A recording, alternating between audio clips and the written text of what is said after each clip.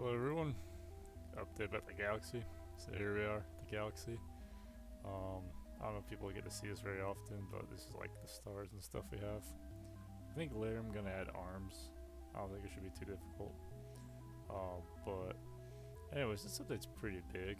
So here, let's show you this. The AIs can move, but that's like one of the first things I added, so they can move every turn. But over here, the star, if you notice, it has here, let's move the fleet out of the way. If you notice, the star has this little thing around it, right? That's a that indicates that it's a colony. So that there's a colony here and it's built, you know. Basically what I did is I added a save feature to my colonies, so we can now save colony data. So if we click on this planet, go in, the fleet is actually loaded very closely to the planet that's colonized. This is the planet that's colonized, and I put the fleet there. And that's the way it's gonna work if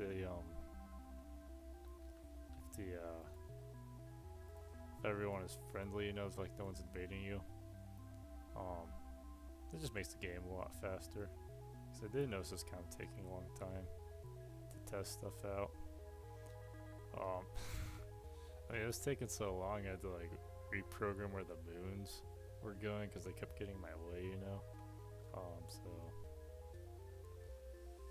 did that. So here we could see some landing craft were deployed. And if you load up the planet, give it a second, it loads. I'm gonna put a loading screen there first. And now we have a colony. So that's the purpose of a capital building, is to create the save file and to if it's destroyed, you know, like enemies destroyed or something, it deletes everything and leaves the ruins behind. If you've been keeping up with this city building game part right here, which I've been working on for like the last month and a half, it's taken forever. I'm like barely halfway done with just the city building part, and then I gotta like add NPCs and stuff and war and everything.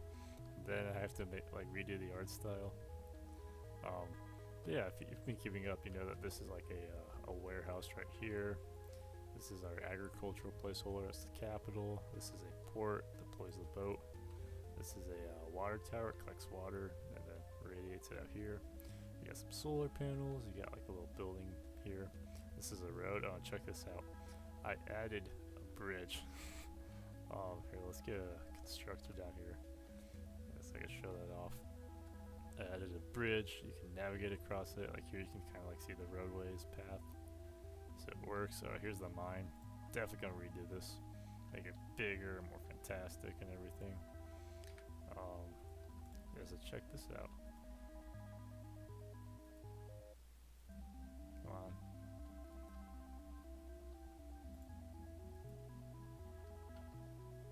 You're embarrassing me. Seriously? Is it not gonna go? Huh. That was working yesterday. The road connection still works though. I mean, like, see that, right? Here's the mine. It produces ironite. The mine productivity is tied to how many employees it has. And I needed to mine. You need like ironite and glass then mostly. So over here I built another sub-colony, some glass den and stuff. So that's pretty cool. And this is what peak performance looks like. So here we have 100 employees all working at this mine. So this mine can produce the maximum product of 33 Glasden, which is super awesome. Then we got these guys right here who import stuff. Hang on, let's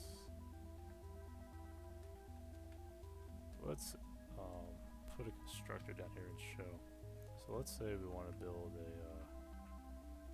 solar panel, right? And we need a Glasden to build a solar panel, but we don't have any glass in here. Like usually we just plop it down on the surface, right? We can't do that anymore.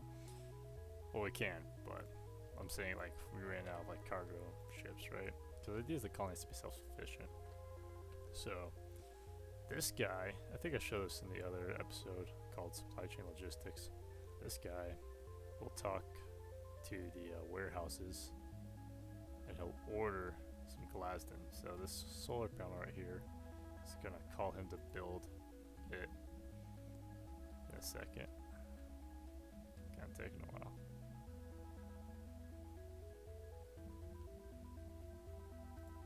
Come on.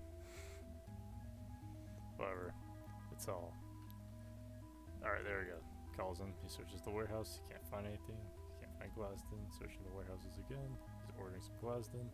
This guy's target is Glasden. If you can see that, I don't know how good your screen is, but it says, okay, I'm importing some Glasden now. So he's basically checking out the road connection, saying, can I get to the port? And he's like, okay, yes, I can get to the port. And then he's asking, is there a... Well, actually, first what he does is he looks at the mines and he asks, is there a mine that's producing Glasden? And this one is, fortunately, so he's going to order Glasden from there. It's going to be fast. It's going to happen any second now.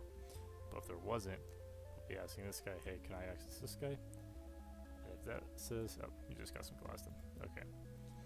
So this guy, once he realizes he's going to go and get some, let's put a second solar panel down. There he goes. He goes to the warehouse, picks up some Glasden, and goes off to build his stuff. But if this guy did, if this mine was like Ironet, for example, and the other one was Glasden, well then he can talk to the port and say, hey, do I have access to you? If the port says yes you do, well then he'll say, okay, hey, is there a mine anywhere on the planet that has making Glasden? Let's say it's this one, right? And be like, okay, does this one have access to a port? And if it does, and those ports can connect to each other, then he'll order the Glasden. And it's supposed to be instantaneous, that way you're not having like all these boats taking forever to go places. But you gotta kind of gamify your thing. You can't just like simulate reality or else it takes too long. But yeah, currently I can save 200 billings, although I think I can upgrade that really quickly.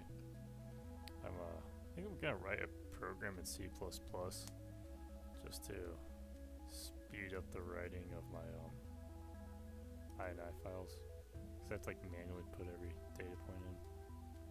There's gotta be a better way, right? Yeah, but that's pretty cool if you ask me. Here, let's leave the planet. We're still in orbit of the planet's colony, and the goal is to simplify this art style and then overlay like a lights graphic type thing, you know, to indicate that's colonized. So like you'll have like a partial shadow, and then the partial shadow side will have these like glowing dots, you know, and it's gonna be pretty cool. If we go back to the main menu, come over and look at it. Yeah. Oh, why did those trees didn't go that way? Okay, so you're at the main menu. Yeah, you can see it at the galaxy. I think it looks nice. Well, if you have like multiple colonies, well then this thing will rotate slowly. So you can have like 19 different colonies, I think. Maximum, maybe less than that, maybe it's 15.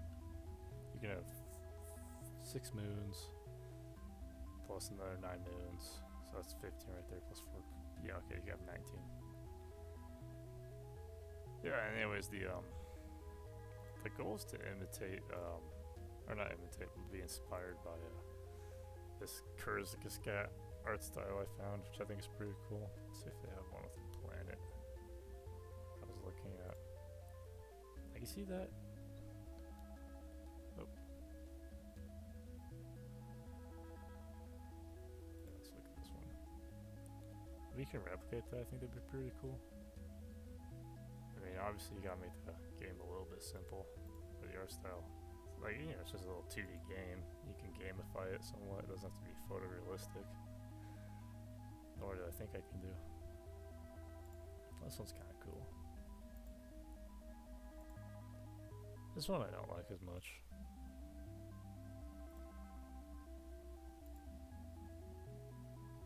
They had one of a neutron star that looked pretty good. Yeah, maybe something like that. Be cool. Well, I did like the thicker atmosphere. might add atmosphere to them. Where's the one with the atmosphere? Might add the atmosphere to my game, or my atmospheric plants, just so you can get some little clads going for aesthetics, and maybe the atmosphere will like slow you down, and if you go too slow, it'll